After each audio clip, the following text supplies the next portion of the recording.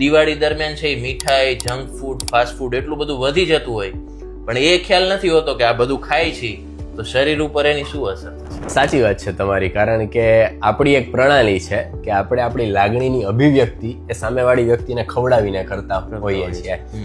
તો ખાસ કરીને જ્યારે તહેવારનો ઉત્સવ હોય, આનંદનો ઉત્સવ હોય, ત્યારે આપણે જે આગ્રહ કરતા હોઈએ છીએ તો ક્યારેક એક ગુલાબ જાંબુમાં વાંધો નથી, પણ ઘણીવાર એકના જ્યારે 10 થઈ જાય છે ત્યારે શરીરને નડતું હોય છે. કારણ કે સાયન્સ મુજબ જ્યારે તમારી શુગર 100 ગ્રામ જેટલી એક્સ્ટ્રા શુગર વધે છે બોડીમાં, તો સામે તમારું જે બેડ કોલેસ્ટ્રોલ છે, ટ્રાઇગ્લિસરાઇડ, એનું લેવલ પણ 10 થી 20 ગ્રામ જેટલું વધી જતું હોય છે.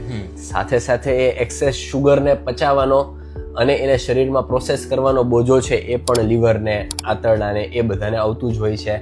અને સાથે સાથે જોવા જઈએ તો સાથે બીજો જે તેલી ખોરાક છે, ઊંઘ છે, એ કપાઈ જતી હોય છે. અહીંથી ત્યાં જવું તો શરીરનો આરામ, તો ઘણીવાર આ બધી વસ્તુઓનું સંક્રમણ થઈ અને શરીર ઉપર વિપરીત અસર દેખાડતું હોય છે.